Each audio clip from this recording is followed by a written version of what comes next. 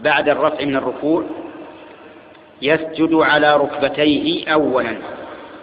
ثم كفيه، ثم جبهته وأنفه، ولا يسجد على اليدين أولا،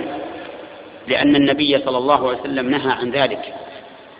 فقال: إذا سجد أحدكم فلا يبرك بروك البعير. وبروك البعير يكون على اليدين أولا كما هو مشاهد، كل من شاهد البعير إذا بركت يجد أنها تقدم يديها فلا تقدم اليدين، فإن الرسول عليه الصلاة والسلام نهى عن ذلك، لأن تشبه بني آدم بالحيوان ولا سيما في الصلاة أمر غير مرغوب فيه. لم يذكر الله تشبيه بني آدم بالحيوان إلا في مقام الذم، ولهذا نهي المصلي أن يبرك كما تبرك البعير فيقدم يديه، بل قدم الركبتين، إلا إذا كان هناك عذر كرجل كبير